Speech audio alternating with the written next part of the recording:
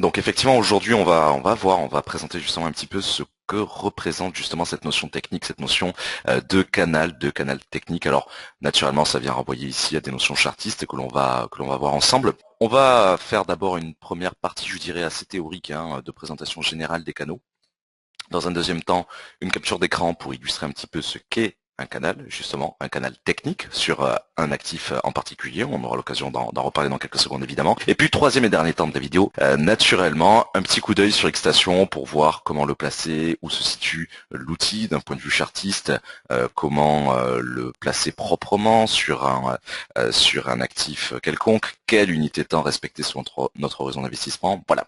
Alors, avant toute chose, évidemment, on revient un petit peu sur les fondamentaux pour bien expliquer ce qu'est un canal, littéralement. Un canal, au sein d'une tendance, va justement nous définir au moins deux lignes de tendance directionnelle. C'est-à-dire qu'on va systématiquement distinguer un support et une résistance. Bien souvent, et c'est tout le but du jeu quand même, il faut que l'essentiel du cours, l'essentiel de l'actif évolue entre le support et la résistance. On verra quelques petites exceptions, il y en a deux essentiellement. La rupture nette du canal, un canal comme on le verra dans quelques secondes a forcément vocation à être rompu. Et puis des petits, je dirais des petits effondrements ou des petites poussées haussières qui viennent très ponctuellement casser un petit peu le support, la résistance, mais qui ne sont pas vraiment légitimes. Et donc on revient en quelque sorte au sein de l'enveloppe, au sein du canal. On aura l'occasion d'en reparler évidemment dans quelques secondes. Alors il y a plusieurs notions essentielles. Déjà quand on parle de canal, composé évidemment d'au moins deux lignes de tendance, sous-entendu évidemment deux lignes de tendance parallèles. Évidemment, sinon on n'a plus un canal, on va se retrouver sur une autre figure chartiste, dès l'instant où les deux extrémités, le support et la résistance, ne sont plus parallèles, on peut se retrouver sur un biseau, on peut se retrouver sur un triangle, on peut se retrouver également sur un drapeau, plusieurs sous-entendus ici chartistes. Clairement, notre canal, évidemment, et puis c'est assez logique, même pour quelqu'un qui n'a jamais fait d'analyse technique, intuitivement, il va se représenter un canal sur un graphique boursier de ce qu'il peut en concevoir comme deux lignes parallèles. C'est tout l'enjeu. Pour autant, il y a plusieurs notions absolument centrales à bien maîtriser. Un canal, ou ce qu'on peut appeler en termes de synonyme un tunnel, forcément a vocation à être rompu. Alors c'est tout le but du jeu, en fait, finalement, c'est de savoir combien de temps l'actif, le prix de l'actif, le sous-jacent, va évoluer entre au moins deux bornes extrêmes. Combien de temps? Puisque si on a la possibilité de déterminer cette réponse-là, eh bien ça sous-entend qu'on sait à peu près globalement que l'actif va forcément systématiquement taper le support, la résistance, puis le support, la résistance, jusqu'au point de rupture. Cette rupture, elle peut être évidemment haussière, elle peut être baissière, mais tout l'enjeu, effectivement, ça va être de déterminer à quel moment, face à cette association directe avec les volumes, eh bien on aura une légitimité suffisamment forte pour justifier une cassure. Alors, naturellement, cette légitimité-là, on va la retrouver avec une accélération des volumes. C'est-à-dire que, au même titre que lors de la vidéo de présentation des supports et des résistances, et même des retracements de Fibonacci, d'une manière générale, toutes ces zones-là, justement, représentent ce qu'on appelle des zones d'accumulation du prix. Donc pour les traverser, pour les transpercer, pour les rompre, il nous faut une accélération des volumes, il nous faut une certaine légitimité. Il faut que le marché psychologiquement nous dise, nous fasse comprendre très clairement, non seulement je vais casser ce niveau-là, et je vous le montre en accélérant les volumes qui sont impactés, qui sont transférés, qui sont injectés sur l'actif considéré. Si on n'a pas une franche accélération des volumes, on n'a pas de légitimité à casser ce support ou la résistance. Ça, c'est absolument déterminant. D'une manière générale, il y a systématiquement un lien de cause à effet entre une zone d'accumulation du prix et la légitimité de sa fracture, de sa cassure face au volume. Alors, justement, si on n'a pas de légitimité, c'est-à-dire si les volumes ne sont pas suffisants, on va parler de pullback. Alors pullback, bon, on peut également mettre un petit synonyme français, des tentatives de rupture, les retours, c'est-à-dire sous-entendu pullback, on tente de casser un support, on tente de casser une résistance, et ça ne marche pas, on fait un petit retour au sein, en l'occurrence, de l'enveloppe, donc entre le support et la tendance. Alors c'est absolument déterminant de bien comprendre ces tentatives de rupture qui sont échouées, comme on le verra, pour bien définir le trading range. Trading range, je pense que la plupart des traders particuliers savent ce que ça veut dire, mais c'est toujours bon de revenir dessus. En fait, un range, ça renvoie justement à cette notion de canal finalement. C'est-à-dire qu'un range, ça veut dire que le cours va globalement, sur une période considérée, une période précise, évoluer entre un support clair et une résistance claire. Alors, pour le dire autrement et plus correctement, au moins un support clair et une résistance claire. On verra justement quelques exceptions tout à l'heure, mais globalement, on estime que, alors selon l'horizon d'investissement, mais par exemple, on a systématiquement des ranges, hein, quelle que soit l'unité de temps considérée sur n'importe quel actif. On peut avoir des ranges en M5, petite unité de temps, en D1, grande unité de temps. Voilà, il n'y a pas de norme absolue pour déterminer un trading range, simplement, ça signifie que le cours évolue entre un support et une résistance au sein d'un canal. Alors, justement, s'il évolue au sein d'un canal, donc entre un support et une résistance, c'est-à-dire qu'à chaque fois qu'il se rapproche avant la cassure finale, mais à chaque fois qu'il se rapproche d'un support d'une résistance, il teste un petit peu et hop, il repart dans l'autre sens, en direction évidemment de la zone extrême inverse. C'est-à-dire qu'il va tester par exemple le prix, va tester un peu la résistance, hop, on revient en direction du support. Alors sur le papier c'est très beau, ça semble très bien marcher, on verra justement que ce n'est pas si simple, puisque tout le but du jeu c'est de savoir combien de temps va durer le canal, combien de temps cette légitimité sera persistante. Voilà, de sorte à maintenir le trading range le plus longtemps possible, idéalement, parce que c'est vrai que le trading range, ça reste une situation de trading absolument idéale. On sait précisément, sans faire trop d'efforts, où placer nos stop loss, où placer nos take profit, si on a l'absolue certitude, ce qui n'est jamais le cas, mais admettons, que le support sera toujours là et que la résistance sera toujours là. Une fois que l'on teste l'un, on vise l'autre, on met les stop loss un peu en dessous du support, un peu au-dessus de la résistance selon l'orientation du trade. Voilà. Voilà pour la théorie, évidemment, hein. C'est pas si simple dans les faits, on verra justement pourquoi. Un canal peut être plat aussi ou baissier.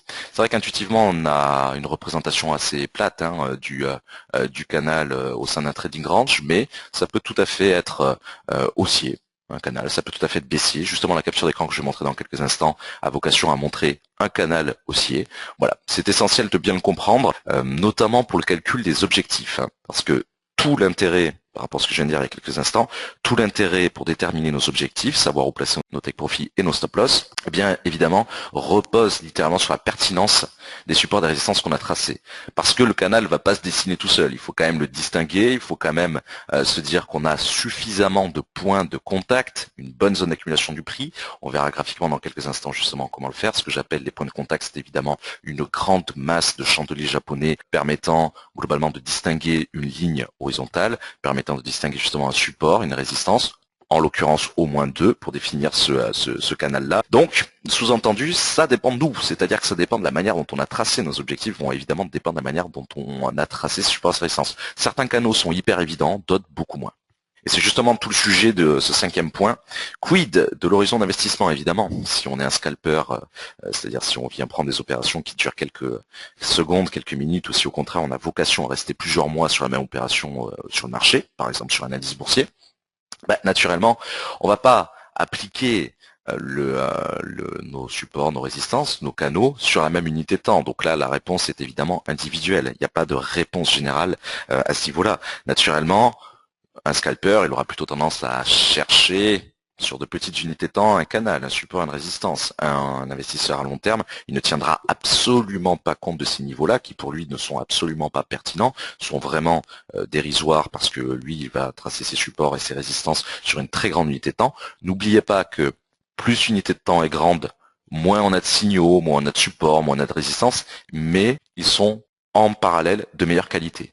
On privilégie en augmentant l'unité de temps, littéralement, la qualité à la quantité. Voilà, c'est-à-dire que j'aurai beaucoup moins de signaux, sous-entendu sur un indicateur, un oscillateur, j'aurai beaucoup moins de support, de résistance, il y a moins de canaux, évidemment, c'est logique puisqu'on dézoome, mais ils seront beaucoup plus durs à casser, ces fameux canaux, ces fameuses résistances, ces fameux supports, qu'en M5 par exemple. Donc sous-entendu en D1, un support en D1 assez certain, il aura beaucoup plus de mal à être rompu, il aura beaucoup plus de mal, ne serait-ce qu'à être testé, qu'un petit support, qu'une petite résistance en M5. C'est du bon sens, mais c'est toujours bon de le rappeler. Alors naturellement, voilà, tout en découle, hein, c'est-à-dire que c'est absolument essentiel pour distinguer les niveaux, et on y arrive, intermédiaires. Et oui, parce qu'un canal, je le disais sur le premier point, c'est au minimum, au moins, deux lignes de tendance. Mais on peut avoir des niveaux intermédiaires, c'est-à-dire que finalement, un canal, ça peut être 3, 4, 5 lignes. Au sein même d'un canal, on peut distinguer plusieurs petits canaux. Par exemple, si j'ai quatre lignes globalement parallèles, j'ai par exemple un canal de long terme qui a été dessiné par exemple sur le DAX 30, l'indice allemand, un canal de long terme dessiné en H4, disons, H4 ou en D1, donc une grande unité de temps, et au sein de ce canal, ben, je vais peut-être sur le même graphique, mais simplement en changeant la période, en passant sur une période plus petite, M30 par exemple, eh bien je vais peut-être distinguer un canal intermédiaire. Alors, on n'est pas obligé de chercher absolument des niveaux intermédiaires. Certains sont plus évidents que d'autres, ça c'est clair. De la même manière que tous ne sont pas visibles, tous ne sont pas hyper intuitifs. Il convient donc de jongler, je dirais, entre différentes unités de temps, évidemment, pour distinguer au sein d'un même grand canal défini, distingué, dessiné sur une grande unité de temps, eh bien, des niveaux intermédiaires. Pourquoi pas distinguer sur des unités de temps inférieures. Après, on n'est pas obligé forcément de jongler non plus sur les unités de temps pour chercher absolument des niveaux intermédiaires. On peut très bien avoir 3-4 lignes parallèles, 3-4 niveaux de support résistance, déjà clairs sur la même unité de temps. Voilà. Des canaux complexes, c'est vrai qu'il existe des canaux très complexes, justement, où on commence à distinguer beaucoup de niveaux intermédiaires. C'est pas improbable d'avoir un canal composé de 4-5 lignes, c'est quand même pas mal. Donc, et là, j'aime bien à chaque vidéo, j'aime bien à chaque formation, à chaque webinaire, donner quand même un gros bémol, parce qu'il n'y a pas de stratégie parfaite, il n'y a pas de règle absolue, il n'y a pas une légitimité parfaite au niveau des canaux. Ce qui est important, c'est de bien corréler les volumes et ces zones d'accumulation du prix, parce que finalement on en revient toujours aux zones d'accumulation du prix. Si possible, corréler également l'augmentation des volumes avec une raison macroéconomique. Donc là, je renvoie évidemment sous-entendu à la vidéo du calendrier économique. Et puis encore une fois, on en revient à cette fameuse prophétie autoréalisatrice. C'est-à-dire que globalement, essentiellement sur les grandes unités de temps, tout le monde va globalement distinguer à peu près les mêmes canaux, les mêmes supports, les mêmes résistances. Donc au final, on en revient toujours à cette même notion, plutôt que de chercher absolument à savoir ce que l'on va faire, on cherche bien souvent à savoir ce que va faire le voisin. Et globalement, c'est un peu tout le jeu ici, c'est d'être absolument certain qu'on n'est pas le seul sur le marché à avoir ce support ou cette résistance-là que l'on vient de tracer. Donc on en revient effectivement à cette notion de prophétie autorisatrice maintes fois soulevée dans les différentes vidéos de formation. Alors, petite capture d'écran. Voilà le DAX 30, donc l'indice allemand, où effectivement donc on a un canal très net, globalement haussier, alors distingué dans l'unité de temps M30, donc chaque chandelier japonais vient représenter 30 minutes d'évolution. Globalement entre le 25 mars 2015 et le 30-31 mars 2015, donc un canal haussier qui a tenu pendant au moins, on va dire, une bonne semaine globalement. On voit bien qu'on a une succession de tentatives pour avoir testé le support, la partie basse du canal, mais aussi la résistance. Alors globalement, effectivement, à chaque fois qu'on a testé le support sur cette période très précise du 25 mars au 31 mars, et bien à chaque fois qu'on a testé le support, ça a été infructueux et on est parti en direction de la résistance. De la même manière qu'à chaque fois sur cette même période-là et uniquement sur cette période-là, et bien à chaque fois qu'on a testé la résistance, ça a été infructueux et on est parti sur le support. Alors vous remarquez pour autant que les niveaux de support et de résistance sont de plus en plus éloignés les uns des autres parce qu'on est sur un canal haussier, on est sur quelque chose de penché, entre guillemets, visuellement. On n'est pas sur un canal totalement plat. Donc, ce qui me semblait être un niveau de test du support le 25 mars n'a strictement rien à voir avec les niveaux de test du support le 27 mars. Littéralement, et sous les yeux, d'ailleurs, on voit que sur les deux tests les plus évidents du 25-26 mars au niveau du support et sur celui du 27 mars, on a pas loin de 400 points d'écart au niveau du DAX. Donc c'est très important de le mentionner. Donc là, on a eu le scénario un petit peu idéal, un canal fortement haussier qui a très bien évolué, je dirais, au sein d'un support très net, au sein d'une tendance très nette. Mais, encore une fois, n'oubliez pas le point 2 de la partie théorique, c'est-à-dire un canal ou un tunnel, littéralement, a toujours vocation à être rompu. La rupture s'est passée justement le 31 mars, globalement sur le chandelier de 11h30, c'est la ligne verticale noire, et effectivement, là on a eu une justification, certainement macroéconomique, en tout cas une augmentation des volumes qui a permis de rompre ce support et de ne plus parler de ce canal. Alors vous remarquerez justement, sans forcément le tracer, mais qu'on est parti justement sur un canal d'orientation baissière à partir du 31 mars et globalement jusqu'au 1er avril, où la rupture justement cette fois-ci s'est faite sur la résistance rupture haussière. Voilà. Alors, très rapidement, histoire de finir la troisième partie de cette vidéo, on va parler un petit peu d'X-station.